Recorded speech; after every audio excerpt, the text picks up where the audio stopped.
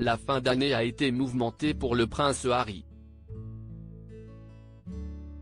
En plus d'avoir à gérer les multiples projets qu'il a avec son épouse Meghan Markle, le duc de Sussex vit toujours le deuil presque impossible de sa grand-mère Elisabeth II dont il était très proche malgré le fossé creusé ces dernières années entre les Sussex et le reste du clan Windsor. S'il est vite reparti aux États-Unis pour retrouver ses enfants Archie, 3 ans et Lilibet, 1 an, après les funérailles d'État, le prince Harry n'a pas chômé pour autant. Depuis plusieurs mois, le frère de William planche sur ses mémoires. Appelé Spare, le suppléant, leur sortie avait été repoussée en raison de la disparition de la souveraine. La date est enfin connue, le 10 janvier prochain, veille de l'anniversaire de Kate Middleton, le monde découvrira le fond de la pensée du prince Harry.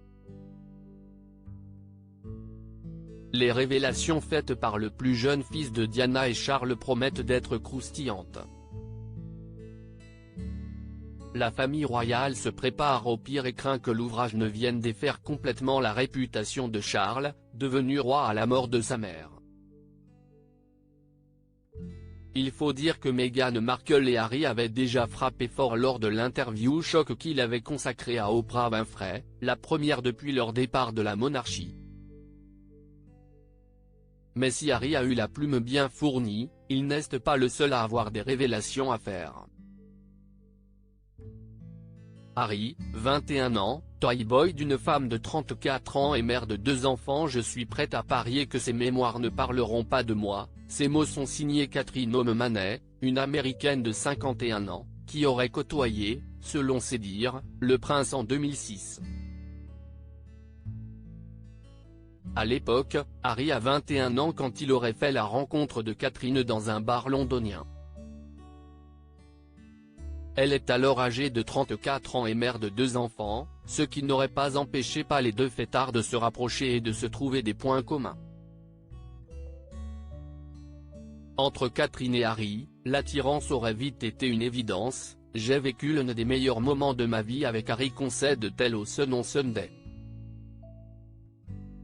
Elle va même jusqu'à déclarer qu'Harry lui aurait donné le baiser le plus passionné qu'elle ait eu dans sa vie. Il m'a prise par la taille, m'a soulevée et m'a plaquée contre le mur, s'est-elle souvenue.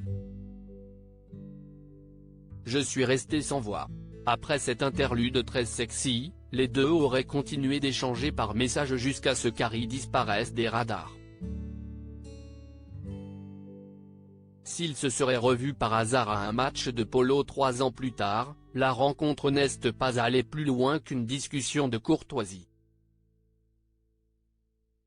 Si est avec tendresse et bienveillance que Catherine repense à ces moments vécus avec le prince pour qui elle garde une grande affection, j'espère qu'il est heureux et qu'il a enfin trouvé la liberté qu'il recherchait désespérément à l'époque.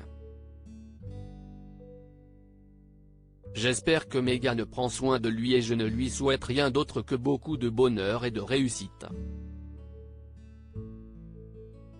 Si est quelqu'un de courageux, charismatique, très drôle, intelligent et adorable. Si est Meghan qui va être contente.